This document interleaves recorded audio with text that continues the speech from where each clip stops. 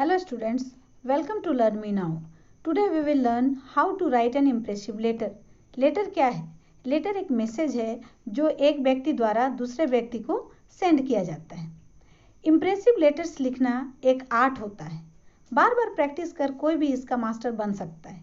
ऐसे भी letter writing board exam का एक मार्क्स स्कोरिंग पार्ट होता है. सो लेट्स सी कैसे लेटर राइटिंग को इम्प्रेसिव एंड मार्क्स स्कोरिंग बनाया जा सकता है. एट फर्स्ट देखें लेटर कितने टाइप्स के होते हैं. लेटर्स दो टाइप्स के होते हैं, formal letters and informal letters. Formal letters official purpose के लिए लिखे जाते हैं. ये letter principals, managers, head of the institutions, higher authorities और एडिटर्स ऑफ द न्यूज़पेपर को लिखे जाते हैं. दूसरा टाइप है informal letters. Informal letters personal purpose के लिए अर्थात घरेलू बातचीत के लिए लिखे जाते हैं. पेरेंट्स, रिलेटिव्स एंड फ्रेंड्स को ये लेटर लिखे जाते हैं. चूँकि आज हम लोग मॉडर्न टेक्नो एज में जी रहे हैं तो पर्सनल लेटर्स का यूज अब नहीं के बराबर हो रहा है. इनकी जगह mobile phones, telephones, WhatsApp, Facebook, Twitter, Instagram आदि कम्युनिकेशन के डिफरेंट मीडियम ने ले लिया है. बट अभी भी ऑफिशियल लेटर्स का क्रेज एंड नीड दुनिया को है. ईमेल एवं टेक्स्ट मैसेज ने इसका यूज कम जरूर कर दिया है, परंतु commerce, trade, official communication, public representation, complaints और भी बहुत सारे डीलिंग्स ऐसे हैं जिनके लिए ऑफिशियल लेटर्स का रोल अभी भी बाकी है. लेट्स सी कि फॉर्मल लेटर्स कैसे होते हैं. तो फॉर्मल लेटर्स को हम 5 पार्ट्स में क्लासिफाई कर सकते हैं. पहला है letters to the principals of school और कॉलेज, जिसको हम लोग एप्लीकेशन भी कहते हैं. एप्लीकेशन छुट्टी के लिए आवेदन दिए जाते हैं या फिर दूसरे कारण के लिए भी एप्लीकेशन लिखे जाते हैं.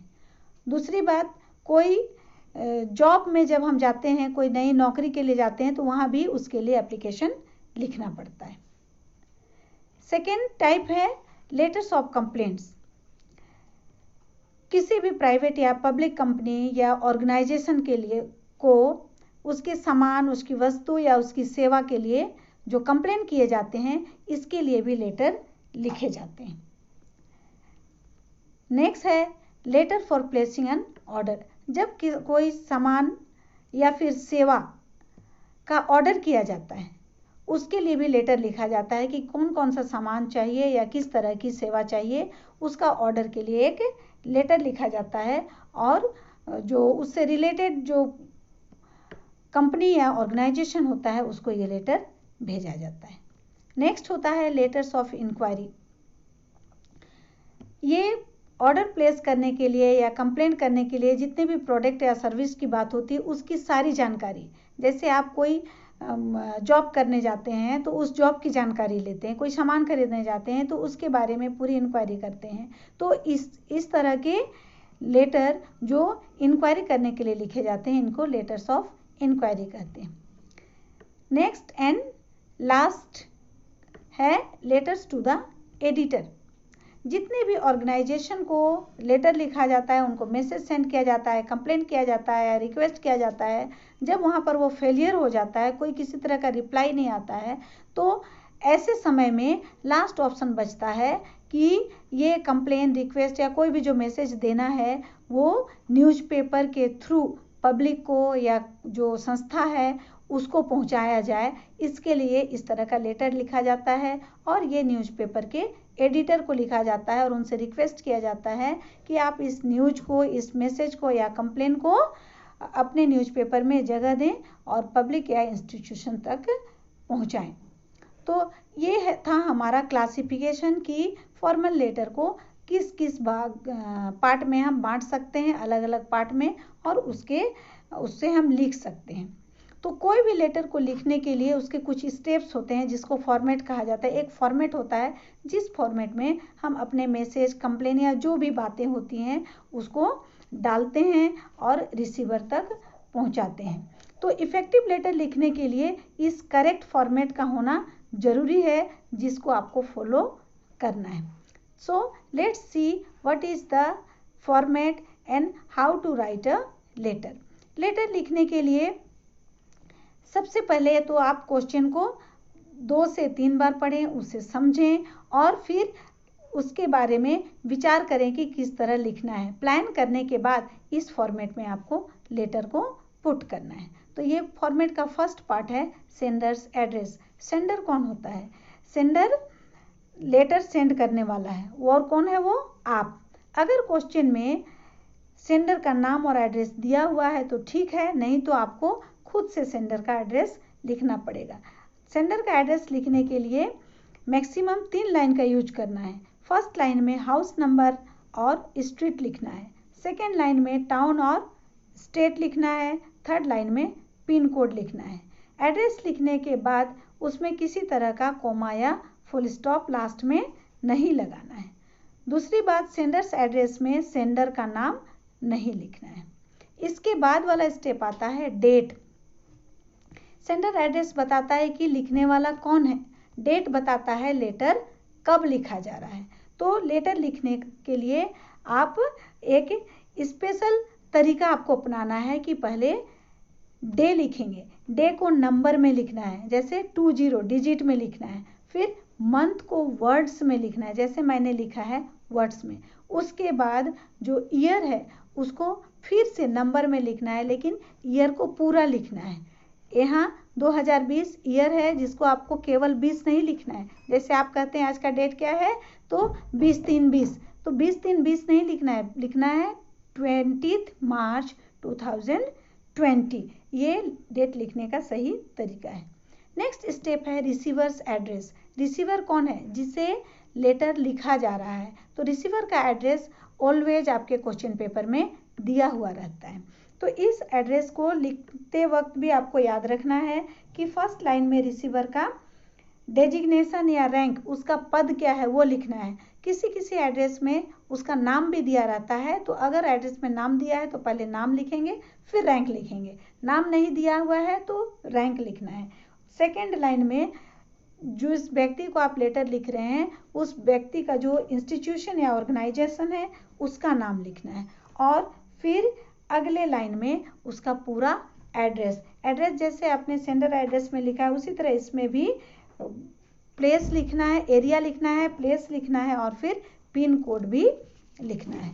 अगला स्टेप आता है सैल्यूटेशन। सैल्यूटेशन क्या होता है? जिसे लेटर लिखा जाना है उसे अभिवादन करना।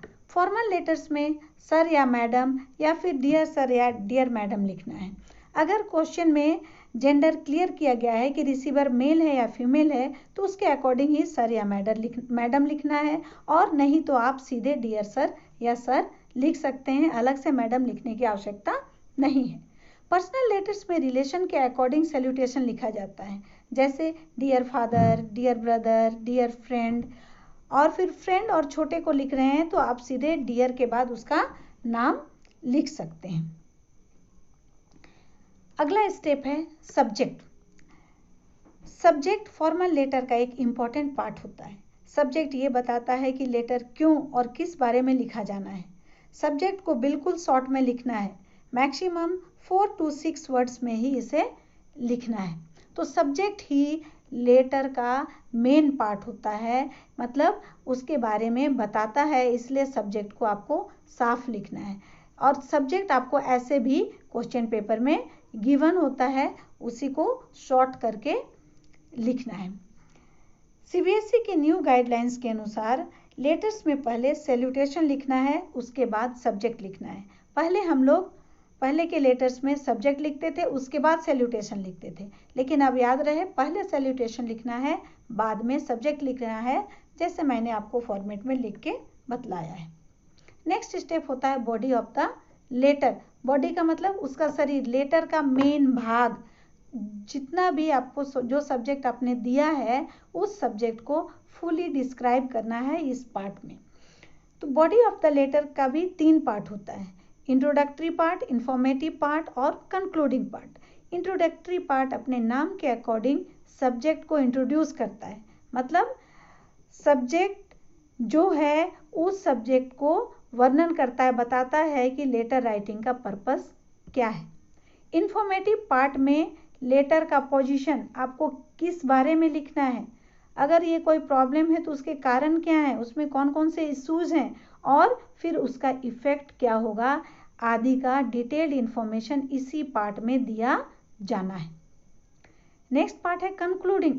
कंक्लूडिंग में जो आप लेटर में जितना भी डिटेल्ड आपने दिया उस सब्जेक्ट से रिलेटेड कमेंट्स अगर आपको करना है तो इस पार्ट में करेंगे, या फिर आपको सजेशन देना है, सुझाव देना है या कुछ निवेदन करना है, रिक्वेस्ट करना है तो इसी बॉडी ऑफ द लेटर के कंक्लूडिंग पार्ट में आपको लिखना है। फॉर्मेट का अगला स्टेप होता है कंप्लीमेंट्री क्लोज और सब्सक्रिप्शन।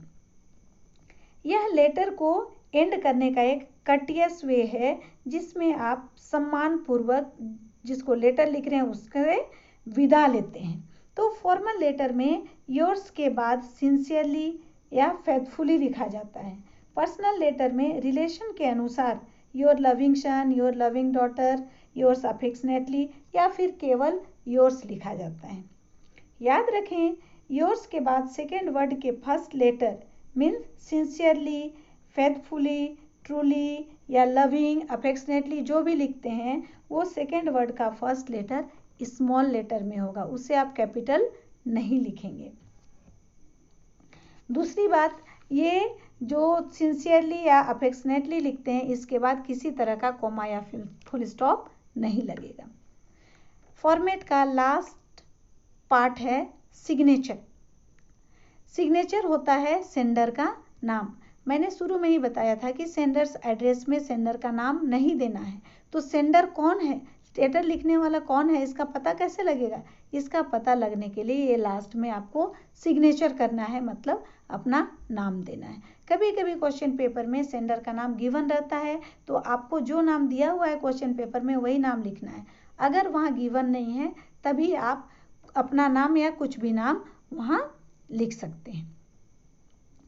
फॉर्मेट के इन 8 स्टेप्स को सीक्वेंस में लिखना है और इन ऑर्डर वे में लिखना है, ऊपर नीचे नहीं। Let's see the tips of letter writing again. Letter writing का जो टिप्स है उसको एक बार ध्यान से फिर से देख लें। लेटर स्टार्ट करने के पहले क्वेश्चन को आप ध्यान से पढ़ें और फिर उस क्वेश्चन को देखते हुए 3 क्वेश्चंस सोचें, उसके आंसर को सोचें। ये 3 क्वेश्चंस हैं who, whom and why. Who मतलब लेटर कौन लिख रहा है, सेंडर कौन है, whom का अर्थ होता है किसको, अर्थात लेटर किसको लिखना है, रिसीवर कौन है, और व्हाई लेटर क्यों लिखना है, इसमें लिखना क्या है या किस बारे में लिखना है, मतलब लेटर का सब्जेक्ट क्या है। इन 3 क्वेश्चंस का आंसर पहले आपको अपने मन में बिठाना है, उसके बाद ही लेटर स्टार्ट करना है। याद रहे सारे स्टेप्स सीक्वेंस में लिखने हैं और अपने लैंग्वेज में लिखने हैं। सेंटेंस बिल्कुल ही स्मॉल लेकिन फैक्ट होंगे। लंबा सेंटेंस लिखेंगे तो ग्रामेटिकल एरर ज़्यादा आएगा। याद रहे सेंडर्स के एड्रेस, डेट, रिसीवर्स एड्रेस और जितने भी स्टेप्स हैं आपके, ये जो 8 स्टेप्स हैं, सारे स्टेप के बाद एक एक लाइन का गैप छोड़ना है। मतलब एक स्टेप लिखा फिर एक लाइन छोड़ा, फिर एक स्टेप लिखा एक लाइन छोड़ा, जिससे कि वो अलग अलग दिखाई पड़े। किसी भी एड्रेस, सैल्यूटेशन या सब्सक्रिप्शन के अंत में कोमा या फुल स्टॉप नहीं लगाना है। इस तरह से आप एक बहुत ही सुंदर और इम्प्रेसिव लेटर लिख लेंगे। आपको मेरा ये वीडियो कैसा लगा? अगर ये आपको पसंद आया, यूजफुल लगा तो आप इसे लाइक करें, शेयर करें और सब्सक्राइब करें, जिससे कि मेरा आने वाला जो वीडियो है लेटर लिख कर दिखाने वाला, फॉर्मल और इनफॉर्मल लेटर अलग अलग, उसका नोटिफिकेशन आपको तुरंत मिल जाए। थैंक्स।